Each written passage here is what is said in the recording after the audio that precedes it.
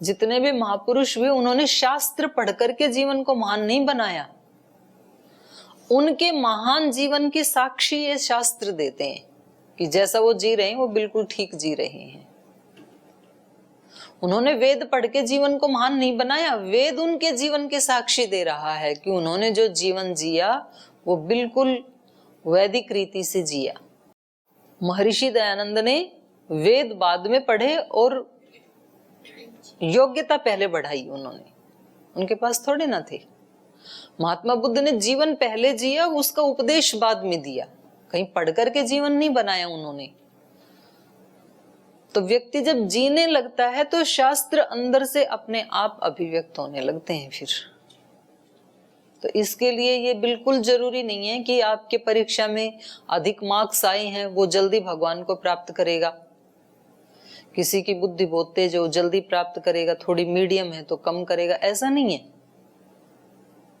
किसी की ड्यूटी बड़े काम में लगी है तो जल्दी भगवान को प्राप्त करेगा, वो यज्ञवन में लगी है तो, खेती में लगी है तो उसको देर लगेगी, गौशाला वाले को और देर लगे, ऐसा बिल्कुल भी नहीं है। तो आज फिर दोबारा आप इसकी प्रैक्टिस करें और अब इसको कहानी को थोड़ा सा आगे बढ़ाते हैं। कई दिन से ये यही है, थोड़ा इसको जल्दी से लेके जाएंगे। तो ये बात चल रही है, राम लक्ष्मण मिथिला की तरफ प्रस्थान कर रहे हैं और रास्ते में जाते हुए जहाँ सांझ होती है, रात होती है, तो वो अपने गुरु से कुछ ना कुछ पूछते रहते हैं।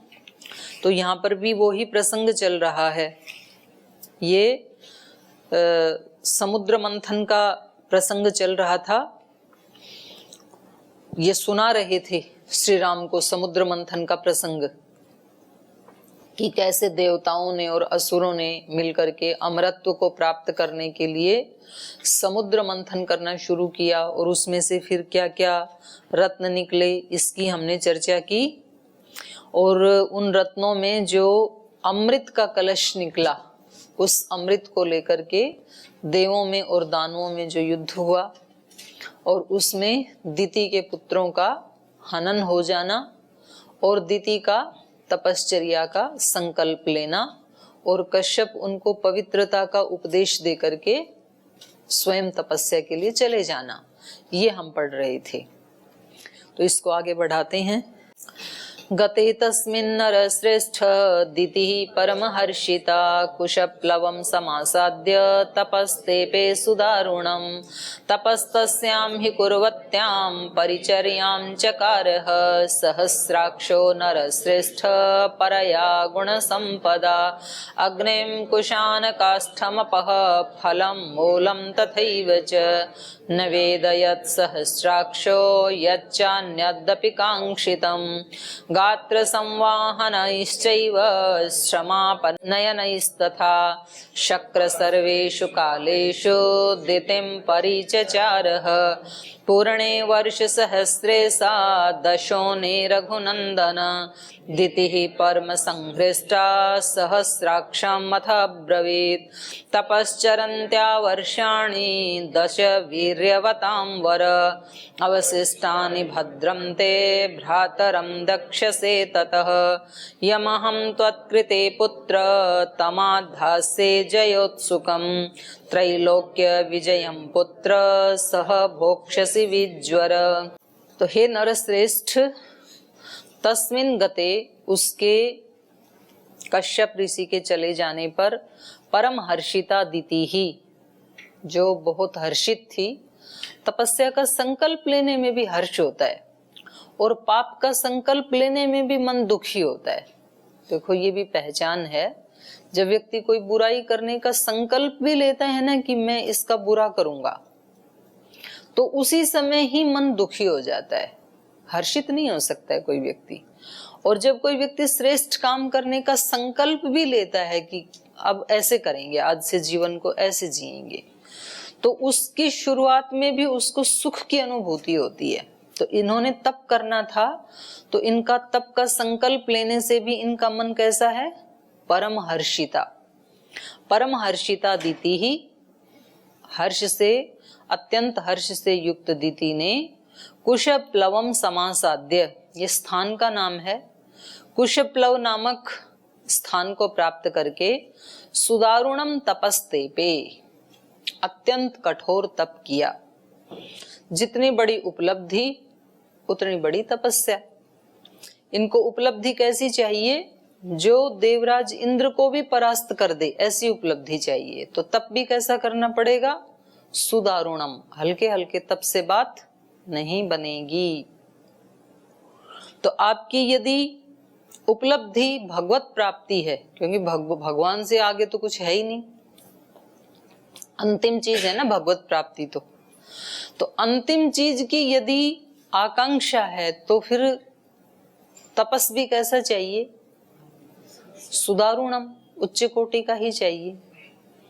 तो हाँ, उच्च कोटि का बोलते ही हमारे मन में एक ऐसी तस्वीर बनती है कि फिर तो बस अहरनिश किसी पहाड़ की शिला पर जाकर बैठ जाएंगे, हिमालय में बर्फ के ऊपर, और आंख खोलेंगे ही नहीं वर्षों तक।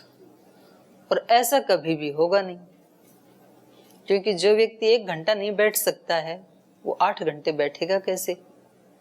और 8 घंटे नहीं बैठ सकता वो 24 घंटा कैसे बैठेगा? और जो 1 घंटे की नींद नहीं हटा सकता है वो 8 घंटे की नींद हटाएगा कैसे? और जो 1 दिन भी भूखा नहीं रह सकता है वो महीनों भूखा रहेगा कैसे? तो हो नहीं सकता ना। हाँ, इतना हो सकता है कि यदि आप 7 घंटे 6 घंटे सोते हैं तो आप 10 मिनट कम कर सकते हैं उसमें, इतना तो हो सकता है।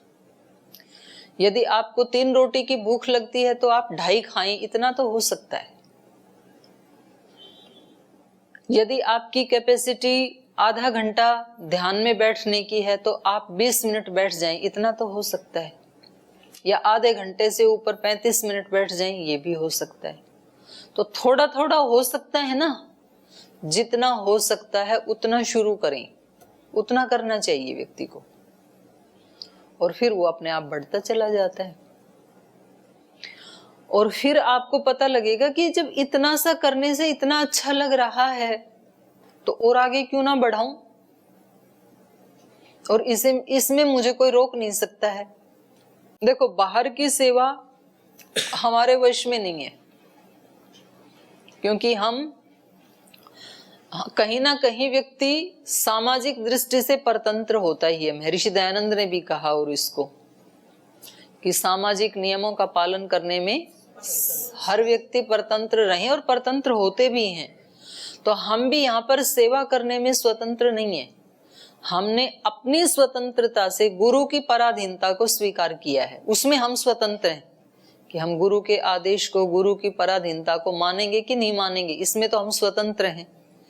हमने अपनी स्वतंत्रता का प्रयोग करके ही यहाँ गुरु की पराधीनता को स्वीकार किया है। वे हम भगवान को जानते नहीं है और हम एक भगवान के प्रतिनिधि के रूप में किसी गुरु का चयन करते हैं, और अब उनके आदेश के अनुसार हम कर्म करेंगे, सेवा करेंगे, ऐसा हम सब ने स्वीकार किया। आपको आदेश मिला कि आप पहले विद्या का अर्जन करें, आप पढ़ें, तो ये आपका कर्तव्य कर्म हो गया। किसी को मिला कि आप पढ़ाएं, तो ये हमारा कर्तव्य कर्म हो गया। तो ऐसे अलग अलग मिली है ना सेवाएं सबको, तो उसमें हम स्वतंत्र नहीं हैं। लेकिन उस कर्म को हम भगवद अर्पण करने के लिए उस भाव से करें, इसमें सब स्वतंत्र हैं। मैं आपको किस भाव से पढ़ाऊं, इसमें कोई मैं पराधीन थोड़े ही हूं, मैं पूर्ण स्वाधीन हूं। मुझे किस भाव से पढ़ाना है ये तो मुझे पता लगेगा ना, आपको थोड़ी पता लगेगा, किसी को भी नहीं लगेगा, और ना कोई मेरे अंदर वो भाव ला सकता है ना हटा सकता है। आप लोगों को ये पढ़ाई किस भाव से पढ़नी है, इसमें आप पूर्ण स्वतंत्र हैं। आप इसी को तपस्या बना सकते हैं, इसी को सुदारुण तप बना सकते हैं, अपनी इस पढ़ाई को ही कौन रोक सकता है आपको। या आपको अभी योगग्राम जाना है तो आपको निर्देश मिल गया कि आपको एक ट्रेनिंग लेनी है, वहां पर कुछ सीखना है, कुछ सेवा करनी है, उसमें आप स्वतंत्र नहीं हैं, परतंत्र हैं आप, आपको भेजा जा रहा है, आप जा रहे हैं, पर वहां जाके किस भाव से उसको सीखेंगे उसमें आप 100% स्वतंत्र हैं। आप ये भी अपने मन को बता सकते हैं कि मेरे लिए ये सबसे ज्यादा खुशी देने वाला काम है। धरती का सबसे ज्यादा भगवान को प्राप्त करवाने वाला कोई काम हो सकता है मेरे लिए तो वो ये है। और ऐसा सोचते ही आपके लिए वो काम बहुत इंटरेस्टिंग बन जाएगा। आप बोलो मेरे लिए धरती के ऊपर सूत्र याद करना भगवान को प्राप्त करने का सबसे सरलतम मार्ग है, सबसे बेस्ट है ये मेरे लिए। भगवान ने ये चुना है मेरे लिए, औरों के लिए कुछ भी हो सकता है। और तब देखो सूत्र तो याद होंगे सो होंगे, पर सूत्रों के साथ साथ जो आपको आनंद आएगा उसी में दारुण तप करें हम। तो जिसको दारुण तप करना है, जिसको कठोर तप करना है, वो व्यक्ति किसी भी माध्यम से किसी भी क्रिया को चेन बना करके उसको अपनी तपस्या बना सकता है और इसमें वो पूर्ण स्वतंत्र है। खूब आनंद लो उस क्रिया में। अरे जो तप करते हैं उनको कोई सुख थोड़े मिलता है। धूप में बैठे हैं तो बाह्य दृष्टि से कितना कष्ट है, लेकिन जो बैठा है उसने उसको क्या मान लिया? भगवान को प्राप्त करने का साधन, इसलिए उसको उसमें सुख मिल रहा है। देखने वाले को लगता है दुख है कि इतनी गर्मी में चारों तरफ अग्नि जला के बैठा है, कितना दुख मिल रहा है। उसको दुख नहीं है, लेकिन क्योंकि उसने अपनी मनस्थिति ऐसी बना ली है कि मेरे लिए यही एक ऐसी क्रिया है जिससे मुझे भगवान मिलेंगे। मिलेंगे नहीं मिलेंगे ये अलग बात है, पर उस व्यक्ति को दुख नहीं मिलता है। तप करने वाले को दुख नहीं मिलता है, उसको देखने वाले को लगता है कि कितना तप कर रहा है, बेचारा दुखी हो रखा है। तो हम कोई भी काम करते हुए दारुण तप करने में पूर्ण स्वतंत्र हैं, उसको में हमें कोई भी रोक नहीं सकता है। तो ऐसे ही ये परम हर्षित होकर के कुशप्लव नाम के स्थान को प्राप्त करके दारुण तप करना इन्होंने शुरू किया। तपस्तस्याम ही कुर्वत्याम परिचर्याम चकारह। और जैसे ही इन्होंने दारुण तप शुरू किया तो इंद्र ने परिचर्या करनी शुरू कर दी। जो देवों के भी राजा हैं इंद्र, क्योंकि उनको पता लग गया भाई इतना कठोर तप जो हो रहा है तो जरूर ये तो मेरे से भी बलवान शक्ति को उत्पन्न कर देगा ये तप। तो उन्होंने क्या किया? तपस्तस्याम कुर्वत्याम, तस्याम तपह कुर्वत्याम, उसके तप करते हुए, दिति के तप करते हुए, परिचर्याम चकारह सहस्राक्षः। हे नरश्रेष्ठ, वो जो सहस्राक्ष अर्थात देवराज इंद्र, उन्होंने परिचर्या करनी शुरू कर दी। परया गुण संपदा, गुण संपत्ति से युक्त जो है सहस्राक्ष इंद्र, उन्होंने भी उसकी सेवा करनी शुरू कर दी। आपको भगवान को ढूंढने के लिए, दिव्यता को ढूंढने के लिए कहीं जाने की जरूरत नहीं है। दिव्यता आपको ढूंढते हुए आएगी। जो धर्मशालाएं होती हैं, मंदिर होते हैं, वो किसी को बुलाने जाते हैं क्या कि आओ आप हमारे अंदर आओ? मंदिर किसी को बुलाने जाता है क्या? मंदिर को ढूंढते हुए लोग आते हैं कि यहाँ कोई मंदिर है क्या। क्यों? क्योंकि मंदिर जब से बना है वो दूसरों की सेवा में लगा हुआ है। जो आते हैं उसको वो सुख शांति दे रहा है, तो अहरनिश सेवा कर रहे हैं ना, तप कर रहा है ना। मंदिर तो जड़ है, लेकिन समझाने के लिए बोल रही। तो मंदिर को ढूंढते हुए व्यक्ति आते हैं। मंदिर किसी को ढूंढने के लिए नहीं जाता किसी के घर में। धर्मशाला किसी को ढूंढने के लिए नहीं जाती कि आओ मेरे अंदर रात का निवास करो। वो अपने स्थान पे है, और जब से बनी है धर्मशाला तब से उसने सेवा का काम किया। चुपचाप सेवा में लगी हुई है धर्मशाला। जो भी आते हैं उसको विश्राम देती है वो। तो लोग ढूंढते हुए धर्मशाला आपके पास आते हैं, धर्मशाला थोड़ी जाती है। आप तप करेंगे तो तप से उत्पन्न होने वाली शक्तियां आपको ढूंढती हुई अपने आप आपके पास आएंगी। भगवान आपके पास आएंगे मतलब वो कहीं बहुत दूर स्थान में रहते हैं वहां से चल के आएंगे, ऐसा नहीं है। भगवान है ही। तो ये तो समझाने के लिए बोला जा रहा है। तो हमें उपलब्धि या फल वही बात आती है, आसक्ति से युक्त होके उस सुख के लिए नहीं करना, बल्कि हमें वो करते हुए ही सुख मिल रहा है, सुखी होके हम उस काम को कर रहे हैं। कोई व्यक्ति तपस्या करता ही तब है जब उसके अंदर इतनी शक्ति, सामर्थ्य, सुख, तृप्ति पहले से ही है। आप यहां आए तो ऐसे थोड़ी आ गई, कोई एक्सीडेंटल थोड़ी आ गई, पहले से ही आपका ऐसा कर्माशय था तो वो आपको यहां ले आया। अब उसके प्रति यदि आप थोड़ा सा बस आपको जागरूक होना है, बस ऐसे एक वो पड़ा हुआ है, पर्दा पड़ा हुआ है आपका, वो जो पुण्याशय है ना, तो उसको बस ऐसे हटाना भर है और देखना है कि ये मेरा पीछे का है, इतना मुझे आगे चलना है, बस इतना ही तो है।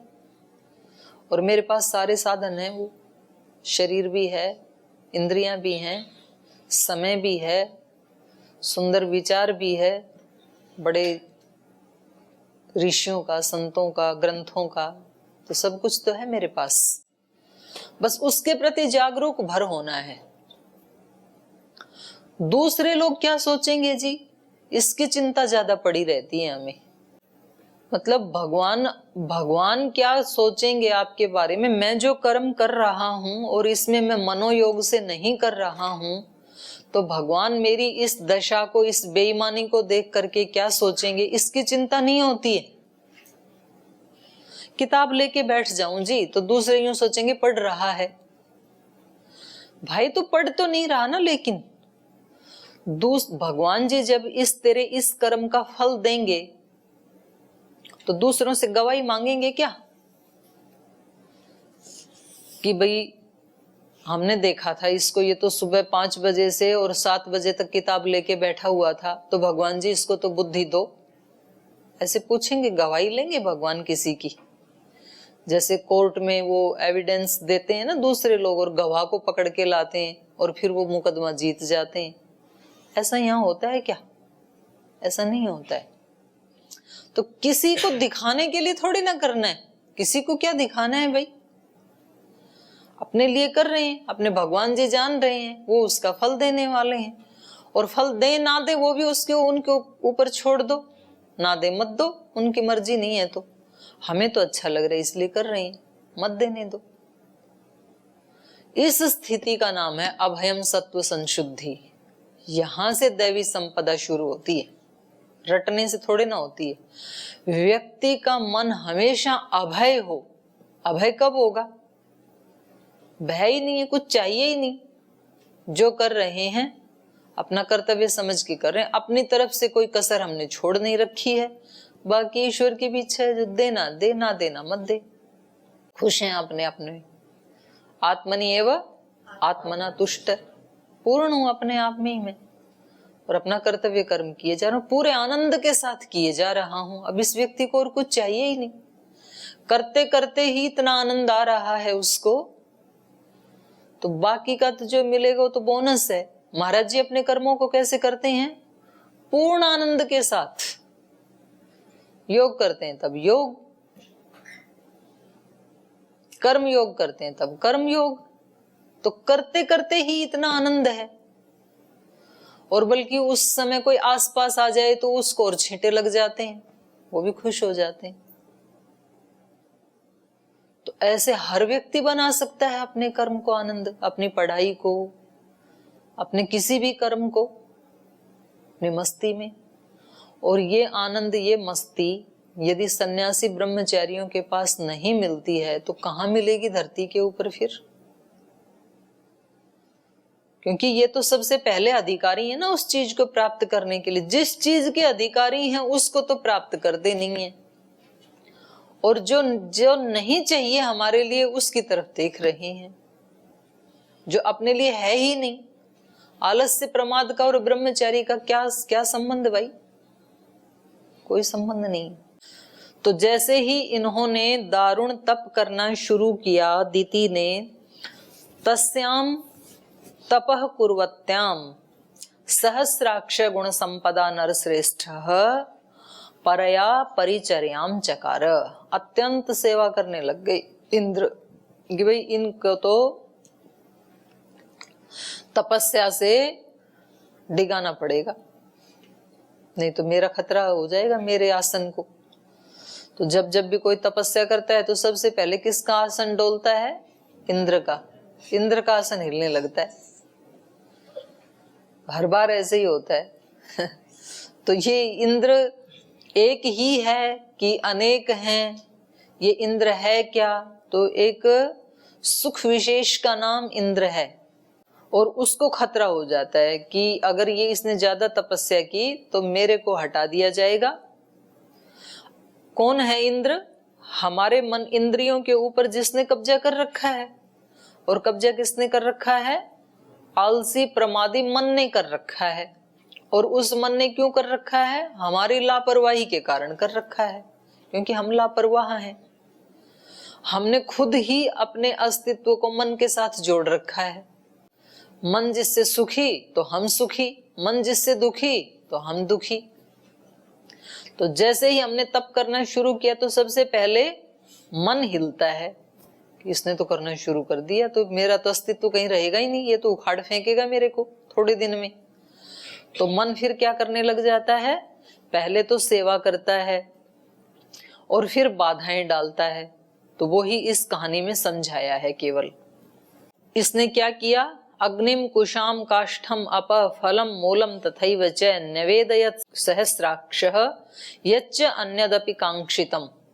तो वो जब तपस्या कर रही थी तो उसके लिए अग्नि को लाता है, कुशान कुशों को लाता है, बैठने के लिए जो आसन आदि हैं उसको लाके देता है, काष्ठम समिधाएं लाता है, अपह जल लाता है, फलम मूलम तथैव च वैसे ही खाने पीने के लिए कंद मूल फल आदि ला करके देता है, निवेदयत उनको निवेदन करता है, सहस्राक्ष यच्च अन्यदपि कांक्षितम। और जो कुछ अन्य भी कोई वस्तु कांक्षितम उसके द्वारा चाही जाती है, तपस्या करते समय और भी किसी चीज की यदि जरूरत है तो वो सब भी इंद्र उसको लाके देता है, माने ध्यान रखता है उसकी आवश्यकताओं का। अग्निम कुशाम काष्ठम अपह फलम मूलम तथैव च निवेदयत् सहस्राक्षः यच्च अन्यदपि कांक्षितम। गात्र संवाहनैश्चैव श्रम अपनयनैस्तथा शक्रः सर्वेषु कालेषु दितिं परिचचारः। तो कह रहे हैं इस प्रकार से गात्र संवाहनश्चैव, गात्र उनके हाथ पैर कभी दबाने हैं तो वो भी दबाते हैं, शरीर के अंगों को भी शुश्रूषा सेवा शुश्रूषा करते हैं। श्रम अपनयनैस्तथा थकावट को मिटाते हैं, हाथ पैर आदि दबा के तपस्या करते करते आप थक गए होंगे तो सेवा में लग गया पूरी तरह से। गात्र संवाहनैश्चैव श्रम अपनयनैस्तथा उसके श्रम को हटाने के लिए सेवा शुश्रूषा करते हैं। तो इस प्रकार से शक्रः ये इंद्र सर्वेषु कालेषु दितिम परिचचार, हर समय दिति की सेवा कर रहे हैं। क्यों कर रहे हैं? ताकि मैं इनका मन जीत लूं, क्योंकि इन्हीं के ऊपर तो गुस्सा था। इनकी मौसी है ना ये दिति, और अदिति दो बहनें हैं ना, तो ये अदिति के पुत्र तो देव हैं और ये दिति है ये दैत्यों की माँ है। तो उसकी सेवा में लग गई कि अगर इन्होंने ऐसी शक्ति प्राप्त कर ली तो फिर तो मेरा विनाश हो जाएगा, मेरा विनाश निश्चित है।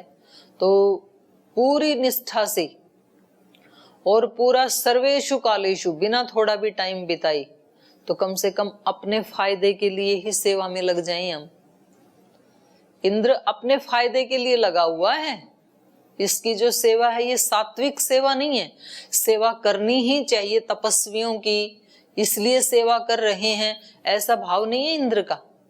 अपने स्वार्थ से कर रहे हैं कि ये इस तप में सक्सेस ना हो, तो उनकी बहुत सेवा शुश्रूषा करके। इसलिए तो कहा जाता है कि रास्ते में कांटों से तो फिर भी आदमी बच जाता है, फूलों से बच पाना बड़ा कठिन होता है। तो इसलिए जब कोई ज्यादा तप करता है तो स्वर्ग से अप्सराएं उतर आती हैं। अप्सराएं क्यों आती हैं? क्योंकि मानवीय से तो फिर भी बच जाएगा आदमी, अप्सरा से बचना बड़ा मुश्किल है। संकट कष्ट आएंगे उनसे फिर भी व्यक्ति बच जाएगा, पर जो अनुकूलताएं आएंगी तो वो बड़ा स्लिपरी रास्ता है।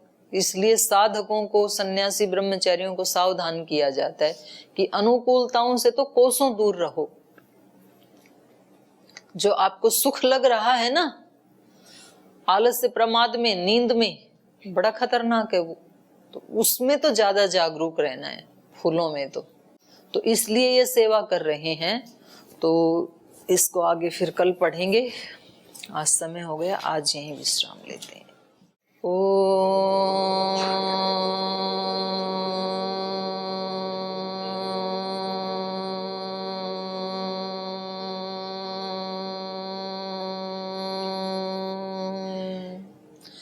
शांति शांति शांति। श्री गुरुभ्यो नमः। हे हृदयेश्वर, हे सर्वेश्वर, हे प्राणेश्वर, हे परमेश्वर, हे हृदयेश्वर, हे सर्वेश्वर, हे प्राणेश्वर, हे परमेश्वर, हे समर्थ, हे करुणा सिंधु, हे समर्थ, हे करुणा सिंधु, विनती स्वीकार करो, विनती स्वीकार करो। भूल दिखा कर उसे मिटा कर, भूल दिखा कर उसे मिटा कर, अपना प्रेम प्रदान करो, अपना प्रेम प्रदान करो। पीर हरो हरि, पीर हरो, पीर हरो हरि, पीर हरो, पीर हरो हरि, पीर हरो, पीर हरो हरि, पीर हरो।